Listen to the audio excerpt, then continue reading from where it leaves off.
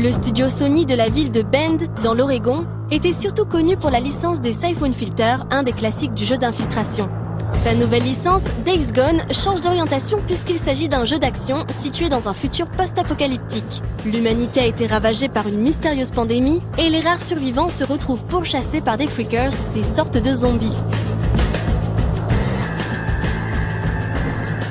On a une histoire très importante avec Deacon, notre personnage principal. On utilise un acteur américain, Sam Witwer, et on l'utilise pour son faciès et celui-là de la motion capture. On a capturé tout son visage et son passé le hante un peu.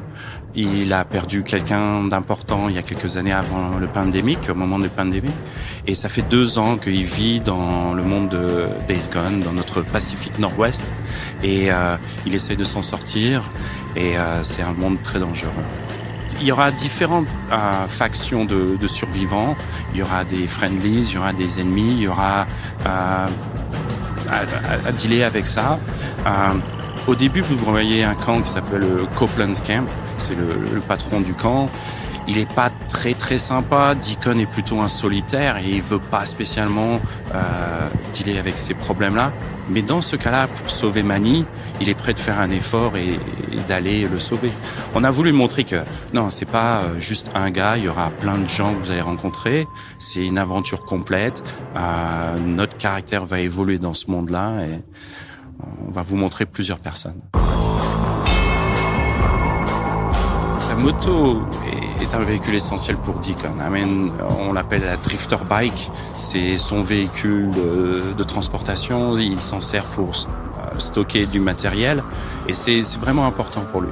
C'est vraiment le moyen aussi pour circuler dans ce monde qui est tout cassé, avec du trafic de vieilles voitures, des embouteillages, des routes cassées, les détours dans les bois. C'est vraiment plus pratique avec la moto. Donc c'est un véhicule très important. Après, c'est à vous de décider ce que vous voulez en faire de la moto. Est-ce que vous voulez en servir pour rentrer dans un camp ou si c'est juste un moyen d'aller d'un plan A ou B, c'est à vous de choisir. Days Gone se présente sous la forme d'une aventure en monde ouvert dynamique. C'est un open world action game.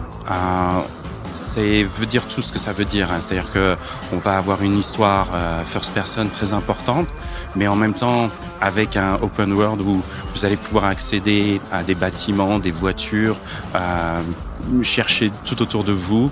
Et c'est ça notre définition.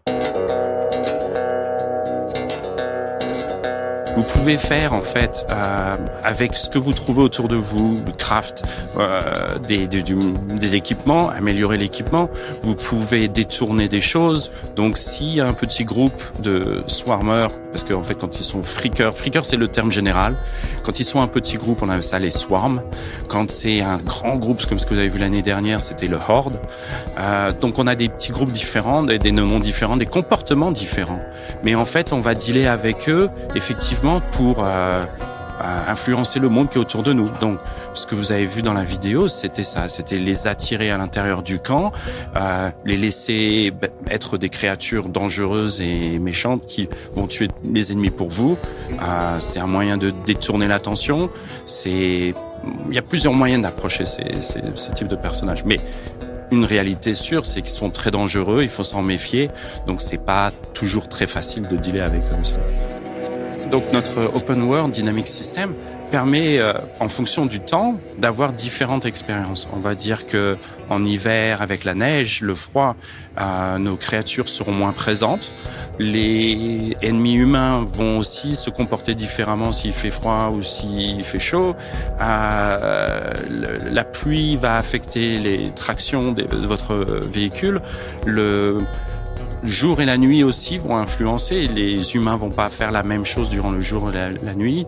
Et tout ça fait que ça influence. C'est à vous de décider comment vous allez approcher la chose en fonction de ces changements climatiques.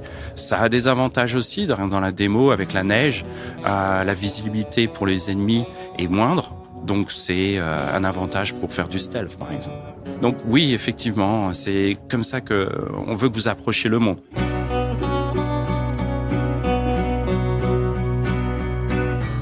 On a réussi avec cette démo de montrer que il y a plusieurs façons de jouer, que vous pouvez changer votre expérience Et on va vous mettre devant du danger avec justement ce climat qui change, avec ces ennemis qui vont apparaître ou pas.